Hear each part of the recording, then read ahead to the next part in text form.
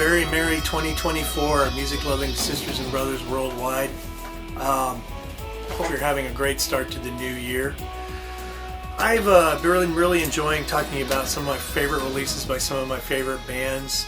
I remember buying this next release on cassette in 1982 and having some phenomenal memories of looking out over the water where I grew up and listening to these songs just wash over me. I do now own it on vinyl, and talking about, of course, Rush's Signals. Kind of a polarizing album for some. If you came up with Rush from, say, the debut or Caress of Steel or 2112, some people like this album more than others. I personally loved it. If we didn't know that Rush was willing to take every chance in the book with very little fear of repercussions, this album absolutely let us know. In fact, I remember reading in one guitar magazine that said, if this is any indication, Rush's next release after Signals would be strictly for the space age. And I saw it as an amazing departure, but a really great one. With the influx of more keyboards, Alex Lifeson just became kind of a different guy in the best possible way. Mostly Strats and Tellys, I think, used exclusively to record this album. And there was a technique that I had not heard him do prior to this in the hands of a lesser guitarist like myself. It might sound kind of cheesy, but because Alex was using Strats, some of them modified with humbuckers, kind of like this one, Strat style guitar. This is actually a Charvel. Alex was able to create these incredible ringing chords and this jangly kind of finish to them using the bar.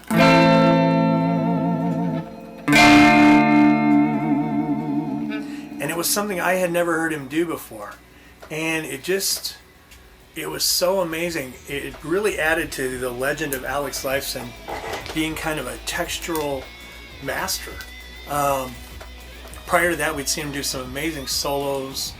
He was really starting to get more into arpeggiation and various kind of textures there.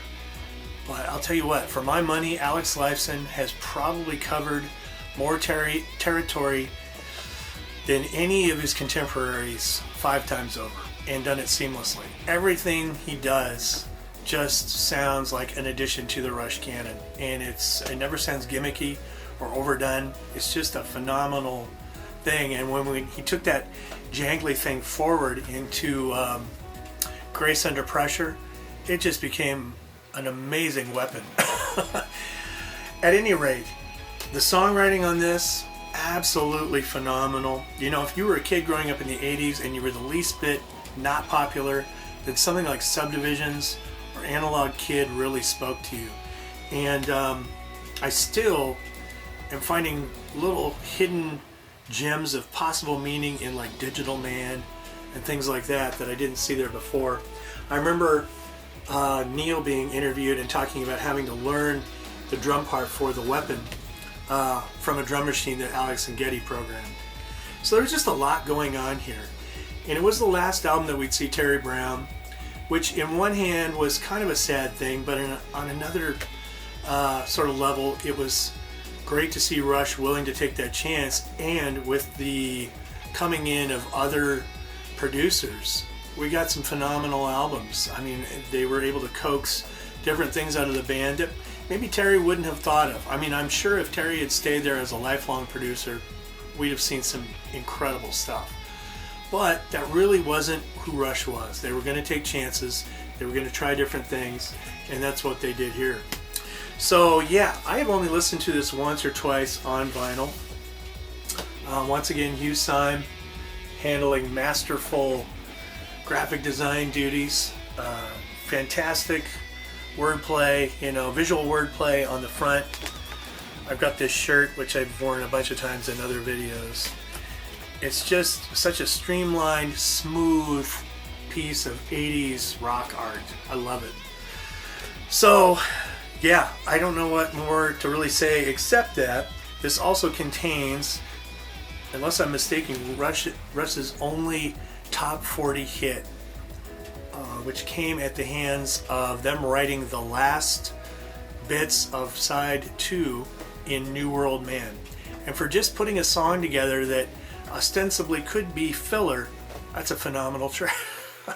I love that song. There's not a dud really on this album. The album closer, obviously I'm going to back up a little bit. Losing It was something that we saw on the R40 tour, and man, if that didn't start to become more poignant when you watched something like Time Stands Still, the documentary, and you started to see back into what the band was facing in terms of mortality and other things. Amazing song that I don't think we could have seen it in the same way in 1982 like we did in the past 8-10 years. And then Countdown, the closing track. In the hands of a lesser band, the audio recording of Mission Control and the explosive takeoff of the Challenger would have been really cheesy, but in the hands of Rush, absolutely cinematic.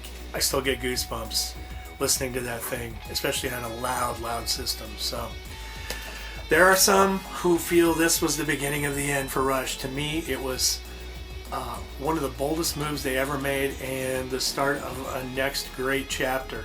I love Rush. I loved 80s Rush. And for a guy like Alex Lifeson, even though he might have felt he had to take a back seat, he was going to win more awards in the coming years than he ever had before. So at any rate, that's it for me. I hope your new year is off to a great start. And I'm going to mine some more of my vinyl. I've got a stack of it here. Going through some Rush, obviously, some Boston, and some Van Halen. And then I'm going to bring in some other bands that really had a huge impact on me and maybe you too, like Zebra. I know there's one guy out there who's going to love the fact that I'm bringing in Zebra. He's a brother of mine. I'm not going to mention his name because he likes to lay low on the web, which I respect. But anyway, that's it for me. Rush, Signals, 1982, an absolute masterpiece. Hope your 2024 is off to a great start. Talk to you soon.